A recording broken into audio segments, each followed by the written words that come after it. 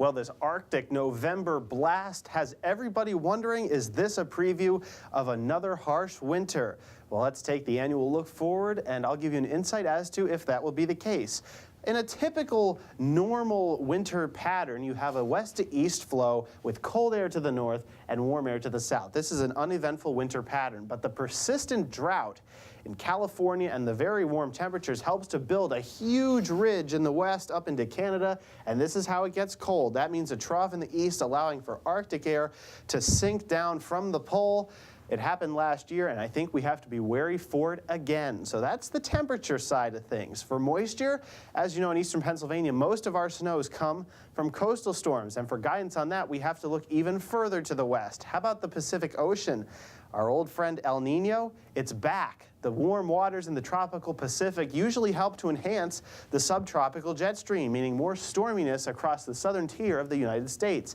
And if you can combine that with a trough in the eastern U.S. providing the cold, these storms can come up the coast and have a favorable setup for big interior snows, which I think we also have to be wary for this winter, especially in the second half. I think we're going to have about a 1-month window of wildness, bookended by more tranquil and slightly less harsh conditions. So for the season as a whole, last winter, 68 inches of snow, the third snowiest ever.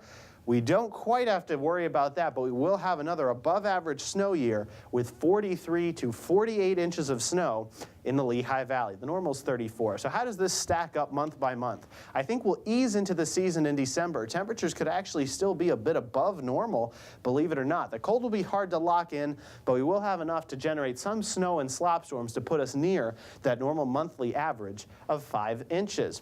The best chance of that coming later in the month, so that's why I also think there's a good chance, about 75%, of seeing snow on the ground for Christmas. So that's something to look forward to indeed.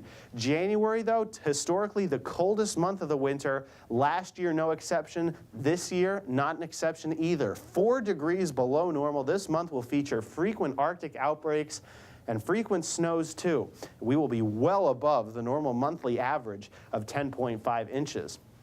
Finally, in February, we will continue the cold trend early before turning milder late as we head possibly towards an early spring. I think that's on tap this year. We'll still have that active coastal storm track, but snow early, more rain toward the end of the month. But we will still be near to slightly above the normal monthly snow average of 11.3 inches. Finally, to break down the cold a little bit more, we will have 28 to 32 days this winter that stay below freezing. Last year we had 42, so not knocking on that, but still above the normal of 25 days. So a bit of a repeat performance. We're calling it the same, but different.